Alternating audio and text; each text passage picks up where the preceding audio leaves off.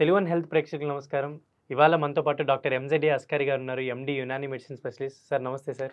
నమస్కారం. యాహ్! చాలా మందికున్న ఒక ఒక అది మామూలుగా అయితే డౌటే అనుకోవచ్చు. బట్ వాళ్ళకున్న ఒపీనియన్ అది.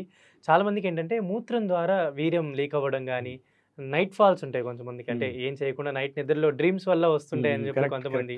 కొంతమంది ఏంటంటే గర్ల్ ఫ్రెండ్‌తోనో ఇలా అమ్మాయితో ఫోన్ మాట్లాడుతున్న ఒక 2, 3 నిమిషాలకే వాళ్ళకి అయిపోతుందని.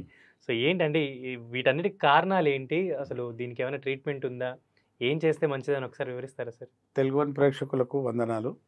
ఇది ధాత్ సిండ్రోమ్ అంటారు దీనికి. కొందరికి మూత్రం పోసినప్పుడల్లా ఒకసారి అంటే దినంలో 2, 3 సారైనా ఒకసారైనా వీరము మూత్రం ద్వారా పోతుంటుంది.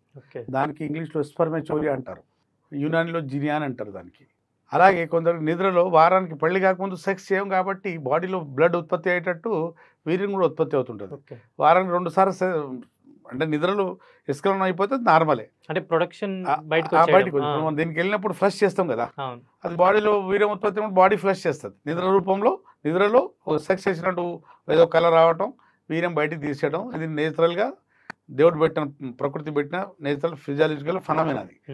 అది వారం 2 సార్లు కన్నా ఎక్కువైతే అది వ్యాధి.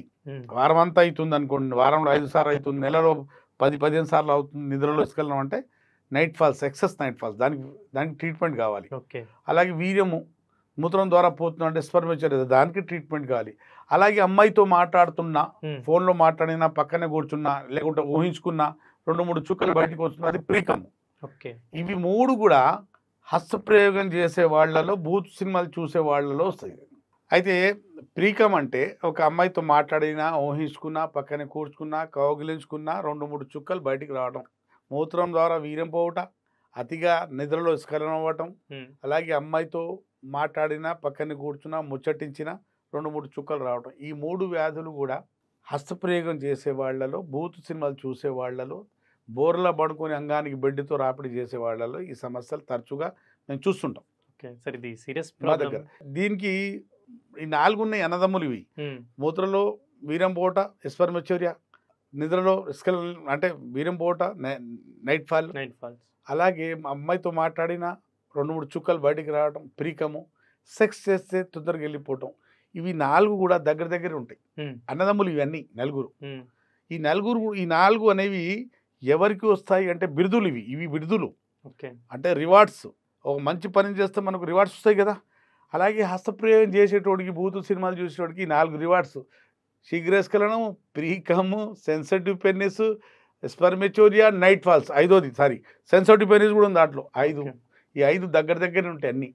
యునాని సైన్స్ ఏం చెప్తుందంటే, మీరు హస్తప్రయోగం చేయకపోతే శీఘ్రస్ఖలనం అనే సమస్య మీకు రాదు.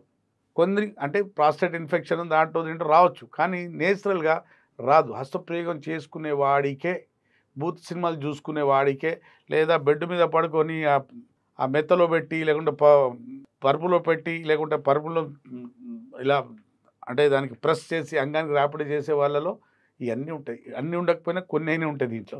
వాళ్ళకు ఇట్లాంటి చేసే చెడు వ్యసనాలకు అలవాటు పడుతున్న యూత్కు నేను చెప్పేది ఏంటంటే, ఈ చెడు వ్యసనాలు మీకు ఉంటే ఇట్లాంటి అలవాటు మీరు మానేయండి. మీకు మానేసిన తర్వాత కూడా మీకు ఏమైనా సమస్యలు ఉంటే స్క్రీన్ మీద ఉన్న నెంబర్ చూశారు కదండి, ఆ నెంబర్తో సంప్రదించి నాతో కలవండి, లేదా ఫోన్ల మీద పేట్ కన్సల్టేషన్ తీసుకుని నాతో మాట్లాడండి. మందులు తెప్పించుకోవచ్చు. ఈ సమస్యలతో శాశ్వతంగా, అసలు సమస్య మీకు ఉందా లేదా అన్నట్టు ఉంటుంది ఆ మందులు వాడుకున్న తర్వాత. ప్రీమ్యాచ్యూర్ ఎజాకులేషన్ ఉండదు, నైట్ ఫాల్ ఎక్సెస్ ఉండవు, ప్రీకమ్ ఉండదు, సెన్సిటివ్ పెన్నిస్ ఉండదు, ప్రీమ్యాచ్యూర్ ఎజాకులేషన్ సమస్య కూడా ఉండదు. యునాని మందులతో శాశ్వత నివారణ ఈ సమస్యలతో మీరు బయటపడవచ్చు. విన్నారు కదండి. మీకు ఇట్లాంటి సమస్య ఉంటే మాకు సంప్రదించండి. అప్పటి వరకు సెలవు. ధన్యవాదాలు.